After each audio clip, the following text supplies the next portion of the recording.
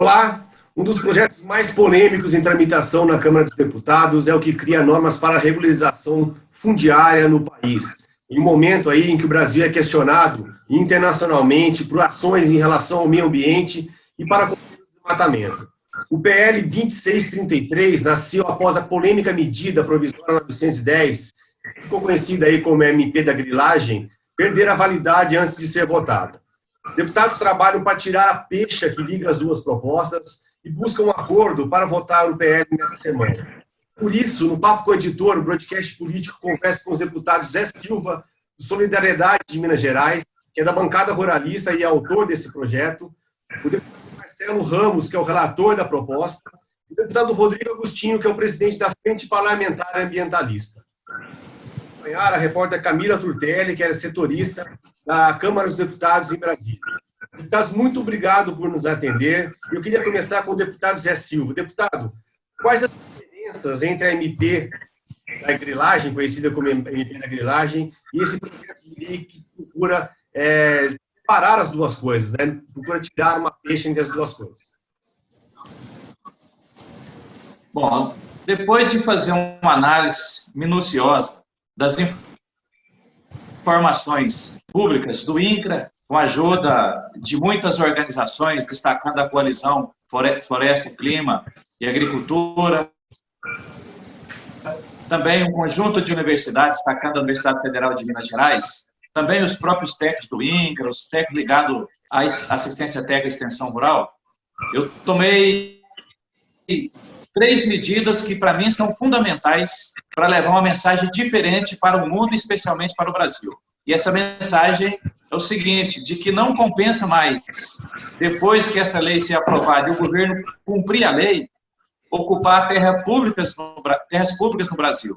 Então, a primeira medida, em vez da medida provisória que trazia o marco regulatório 4 anos, porque que é a mensagem que o Brasil manda? Você ocupa a terra que de tempos em tempos o Congresso e o Executivo te legaliza. Então, eu mantive o marco temporal de 2008 para dizer que não adianta ocupar mais terras públicas no Brasil.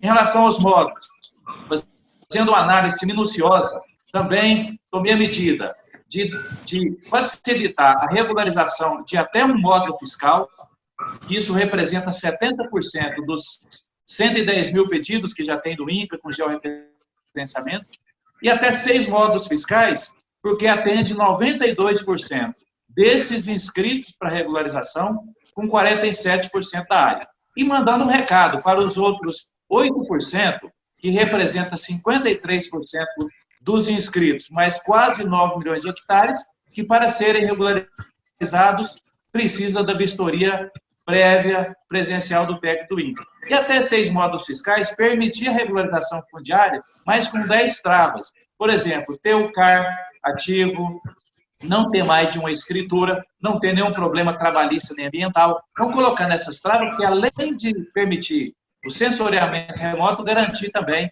que tenham quesitos para ele cumprir.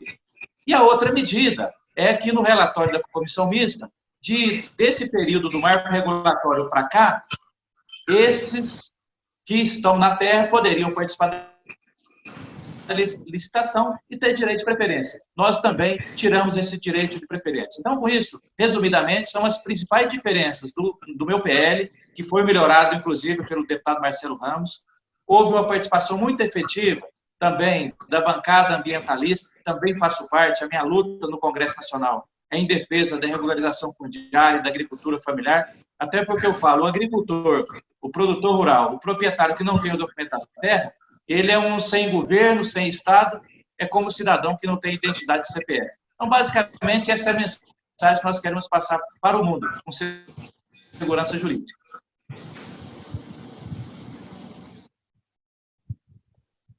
Camila? Oi, tudo bem? Eu queria dar um pouquinho a palavra para o deputado Rodrigo Agostinho, da Frente Ambientalista, para entender como que a Frente tem visto essa proposta, agora o PL, fazendo uma comparação também em relação ao MP, e se já tem um acordo para aprovação desse projeto. Tá. Antes de mais nada, quero dizer que é um prazer estar podendo falar com vocês. Fico feliz de poder debater com os deputados Zé Silva e Marcelo Ramos. Eu acho que, antes de mais nada, a proposta atual melhorou muito o texto original da medida provisória. A medida provisória realmente incentivava demais a grilagem. Hoje, o maior problema que a gente está vendo é que a gente acha que o momento para se aprovar, se discutir um projeto como esse, é um momento muito ruim. Por quê? Porque uma boa parte do desmatamento que nós estamos tendo na Amazônia é um desmatamento muito intenso, que está aumentando. É um desmatamento praticado em terras públicas, e justamente terras públicas não destinadas. Então, assim, a gente acha que é muito ruim fazer a regularização fundiária, que é algo importante, no momento que o desmatamento está tão intenso.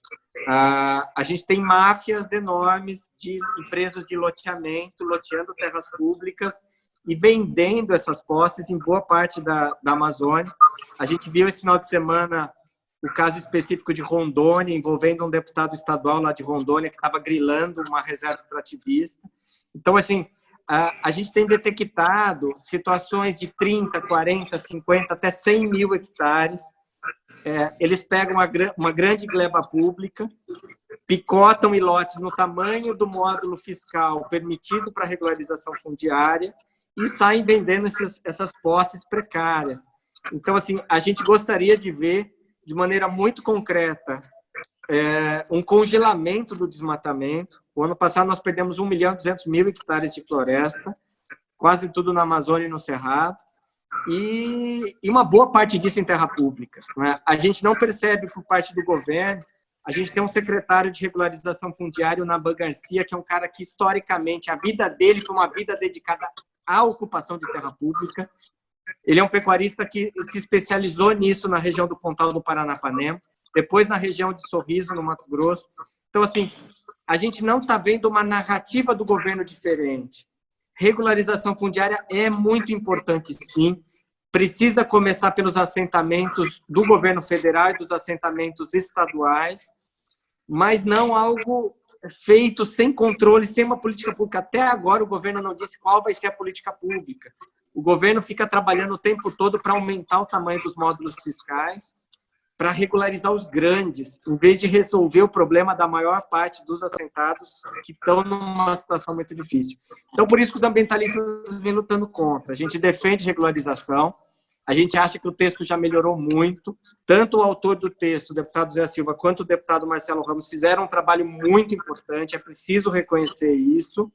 Nem todo setor ambientalista faz esse reconhecimento, eu sei reconhecer esse trabalho, mas a gente acha que, ao mesmo tempo que estruturas do IBAMA foram desmontadas, estruturas de fiscalização dos estados, uma boa parte dos secretários de meio ambiente dos estados foram nomeados pelo pior setor que tem do agro, que é um setor ruim, não é o agro exportador, o agro que quer agricultura 4.0. Enfim, a gente está muito preocupado com isso e vamos continuar discutindo esse texto lá na Câmara dos Deputados. Deputado Marcelo Ramos, a gente ouviu o deputado Zé Silva, ouviu o deputado Rodrigo Agostinho. O senhor vai relatar esse projeto, já tem um relatório bem desenhado.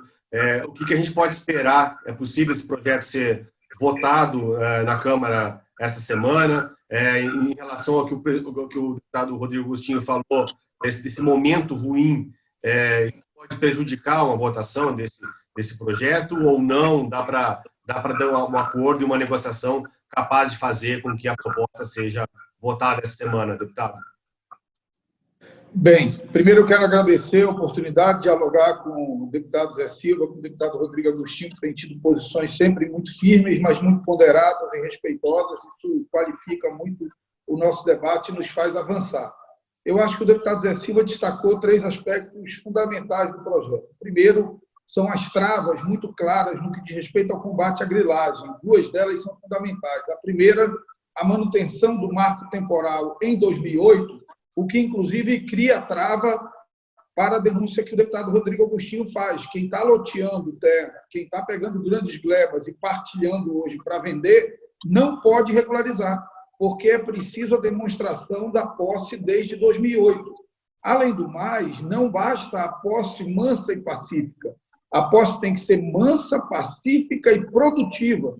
Então, a demonstração de que você ocupa a terra sem conflito e que você produz na terra desde 2008. Isso é uma trava muito significativa no combate à grilagem.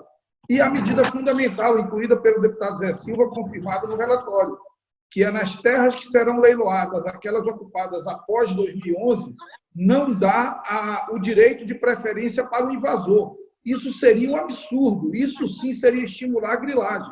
Imagina você dizer que quem ocupa a terra pública depois de 2011 vai ter privilégio no processo de licitação. Você teria uma correria por grilagem de terras públicas. Ademais, as travas relacionadas a desmatamento, a obrigação de recomposição da reserva legal para quem quer titular a sua terra, as travas muito claras no que diz respeito a terras indígenas e terras quilombolas, tanto as reconhecidas como as em processo de reconhecimento.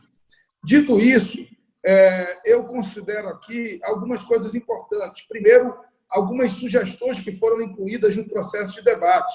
Uma, inclusive, sugerida pelo deputado Rodrigo Agostinho, como porta-voz da Transparência Internacional, de obrigar no texto legal que todos os processos de regularização fundiária fiquem disponíveis na rede mundial de computadores.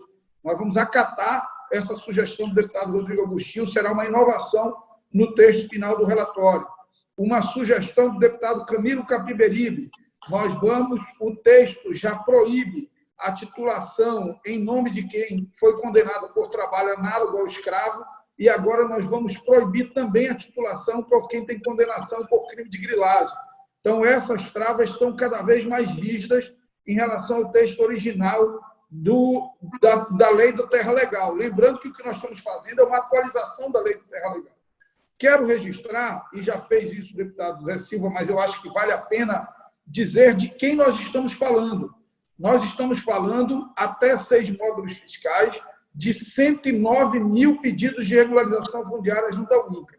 Desses, 75.450 com menos de um módulo fiscal, minifúndios.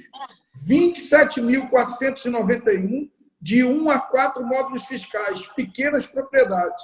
Então, nós estamos falando de pequenos produtores rurais, de agricultores familiares.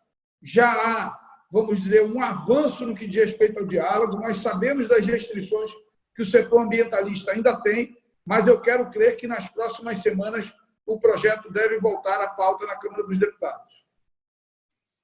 Eu queria, aproveitando um pouquinho aí que foi dito pelo deputado Rodrigo, sobre saber qual que é a avaliação dos senhores sobre a atuação do governo Bolsonaro diante dessas ameaças de desinvestimentos no país por causa do descaso ambiental, e também sobre a situação do ministro do Meio Ambiente, o ministro Ricardo Salles.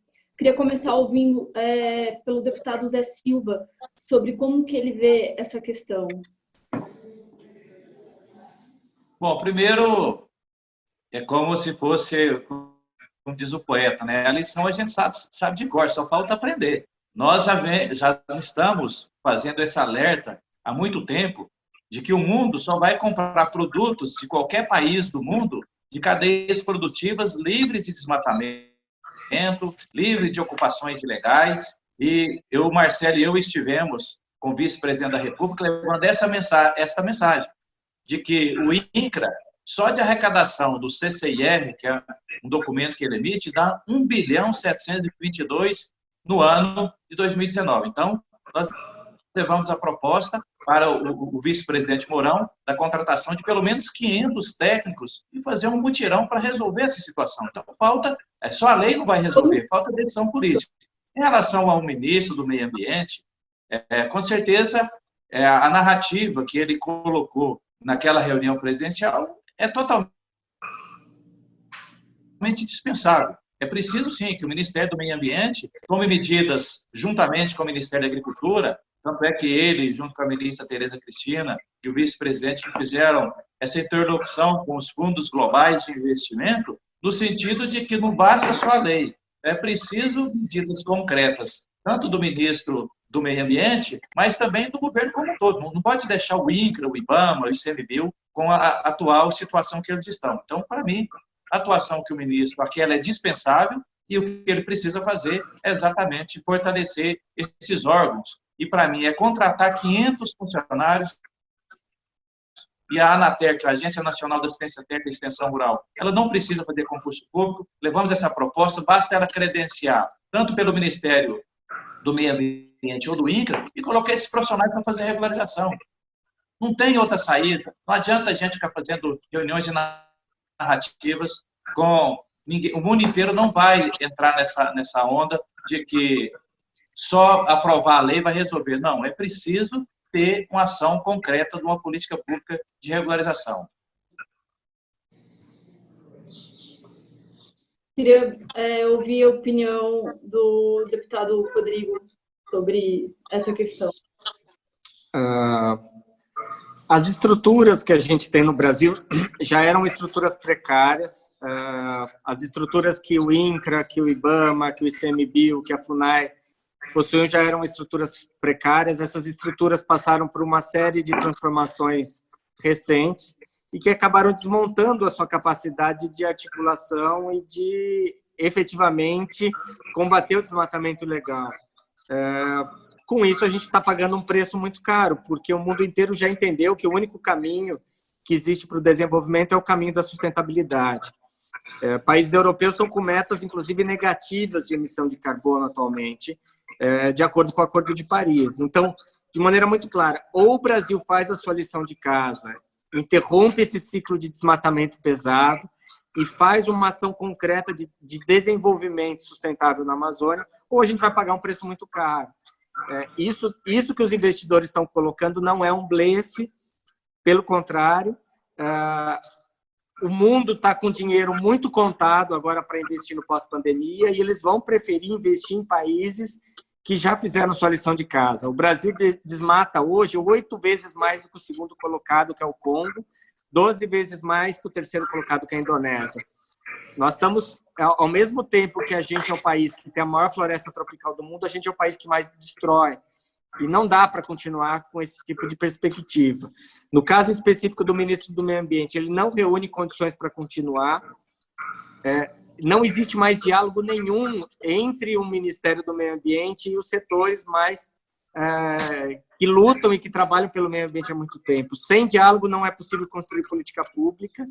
Ele desmontou estruturas importantes e agora colocam na mão do vice-presidente a responsabilidade de sozinho resolver o problema do desmatamento. Isso não vai acontecer dessa forma.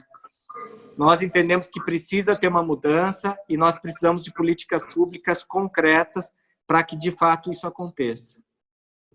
Para o deputado Marcelo Ramos, o governo, o vice Mourão, o Ministério do Meio Ambiente também, eles anunciaram algumas ações mais publicitárias, como resposta aos questionamentos de investidores estrangeiros.